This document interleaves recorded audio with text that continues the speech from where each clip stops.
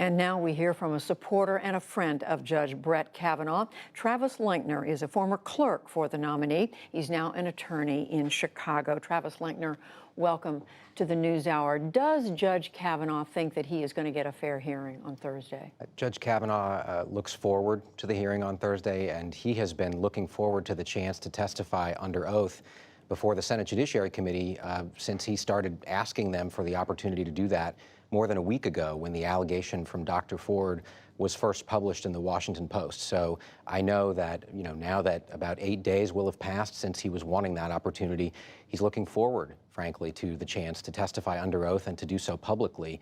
He's already spoken to the committee multiple times on background investigation calls under penalty of felony, but to testify publicly, to tell his story, and to do so under oath to the committee and to the American people is something that he's wanted to do for many days now.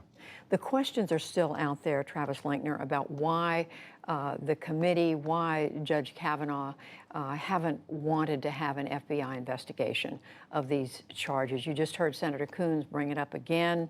Why not? What's wrong with that? Well, Judge Kavanaugh has said he will do whatever the Senate Judiciary Committee asks him to do, and he's gone through every step of the process that they've put in front of him. So he's the nominee.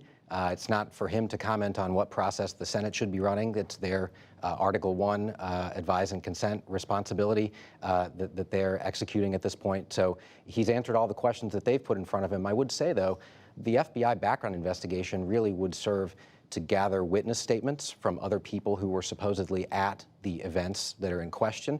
The Senate Judiciary Committee has gathered statements.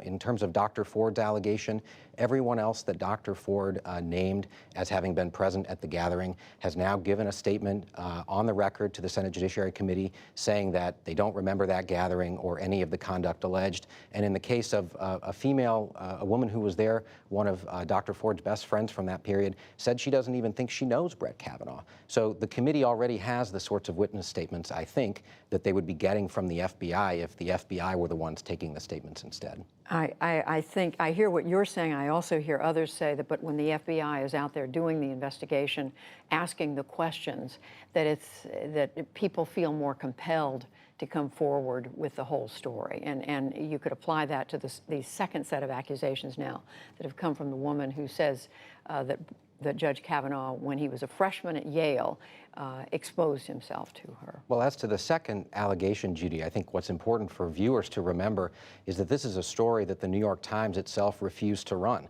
There's not a single eyewitness who corroborates the story, and that's after both the New Yorker and the New York Times reported that each outlet had spoken to dozens of Judge Kavanaugh's classmates and contemporaries without finding anyone to corroborate it.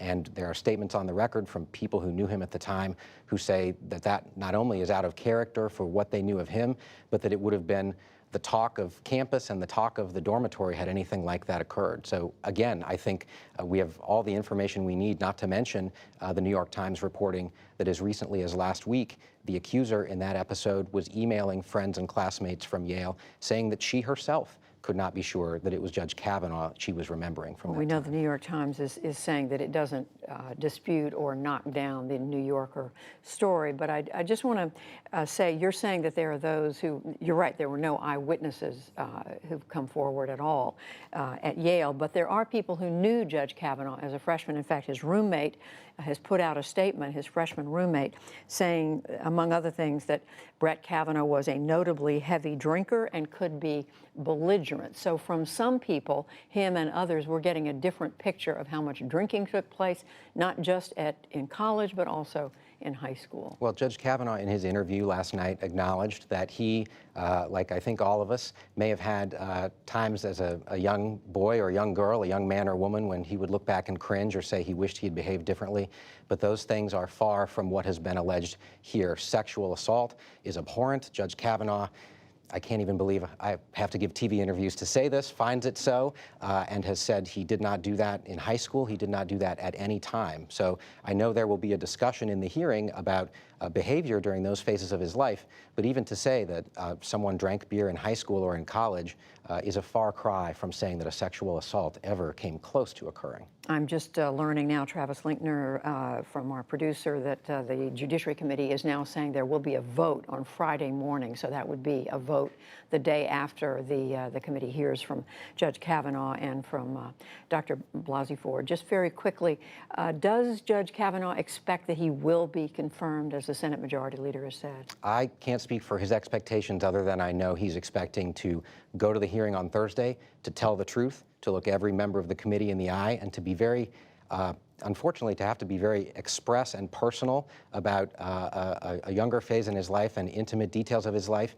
But he wants to do that, frankly, not because he wants the job, though I know he does, but it's far more important for him to defend his integrity and clear his name and make sure people know the type of person he really is. Travis Linkner, who was a clerk for Judge Kavanaugh in the appellate court, thank you very much. Thank you.